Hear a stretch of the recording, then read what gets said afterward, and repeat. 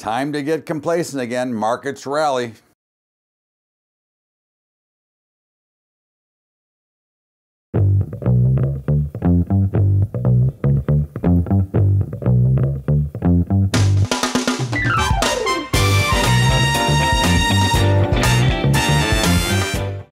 What's up, everybody? Welcome aboard. It's Bubba's Daily Update. And before I get started, I would like to send out my thoughts and prayers and condolences to all those affected by the Parkland shootings. Another sicko maniac who decides to kill people. And of course, we're talking about the guns.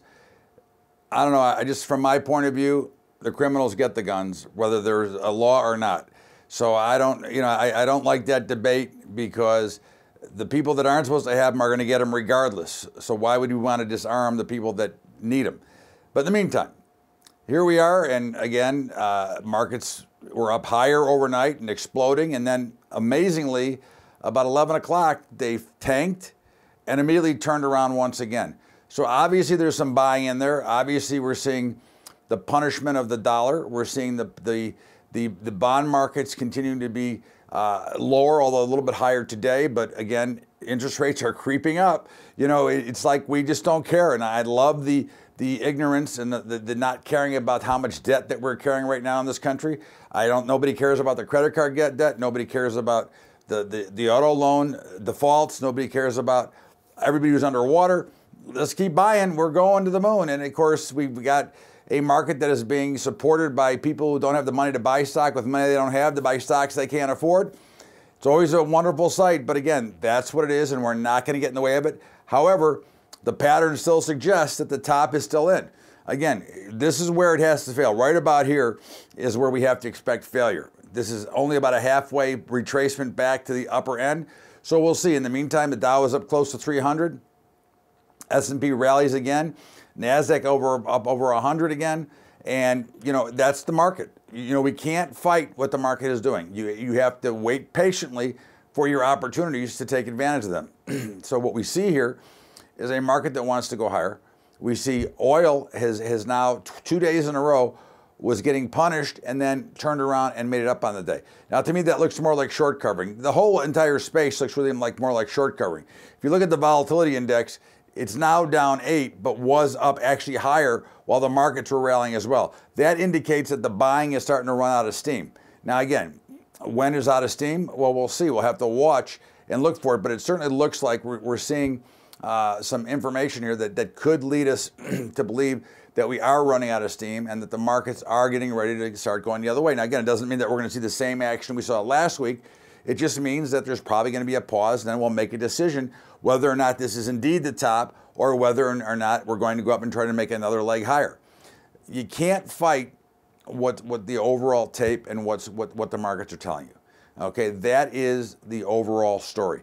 So, you know, if you think you can be a profit instead of trying to make profit, then you'll find yourself in a lot of problems at a later date, because it just doesn't work that way. We saw the grain markets once again work their way higher. Surprisingly, cattle continues to work its way higher. Surprise to me, but I'm concerned at the way that they're going up. If they continue like this, I think the break is going to be hard, and I don't think our support's going to hold. We needed the break from here to come back to support so we can see some buying opportunities. Hogs continue to flirt with that 70. We're talking about April hogs, by the way, that $70 level. If we can stay and get back above that, I think we'll be in good shape. I think the market looks solid. I mean, I like the agricultural space in general. I just would like to see a little bit of a pullback. But at the end of the day, we've got just a market that is now once again fighting to go higher. But it's different the way that it's fighting, and that's what you want to see. The way that we're going up, the lumps that we're chewing up, it's like a great racehorse closing down the stretch. That's not typically the way that the bull market should continue. Usually the bull market loses volatility and loses price movement and just starts to grind higher. So we'll see how this works out. Bitcoin got back over 10,000. You know, so we've now, you know, recovered some there. The dollar remains under pressure. And again, this is, to me, is pure central bank manipulation. This is the legalized Ponzi scheme being run by the Federal Reserve. And of course, the interest rates affect everybody, not just you and me in America, but it's a worldwide deal now. So everybody's trying to help keep these dollars down so that the interest rate stays the same. And because, again, even though they're climbing up, on the bond markets by bonds selling off, the lower dollar for people outside the United States keeps the interest rates lower because they are getting a discount to cash with the value of their currency. So we've got a lot going on, and of course, China's now gone for the Chinese New Year. So we'll see how this plays out. In the meantime, I would be looking for a spot to sell. I think you want to look to sell the markets. I think you want to look to sell oil. I think you want to look to buy grains and things on a pullback. I think you want to look at gold. Gold was, a little bit lower. I think gold looks like it's probably a sale here. Now again, just long term, I'd be very bearish crude oil. I'd be bullish gold. Obviously bullish to markets because they go up 8% year over year. But again, right here, I'm not bullish. I'm very bullish the dollar. I think the dollar has to go higher from here. So there's a lot of things going on, and you're just seeing a lot of this manipulation. So let it trade out. Let's see how it plays, and look for a spot, look for a level to enter, set a stop somewhere above that level so you know that in case you're wrong, you get taken out of the market and you get to go back.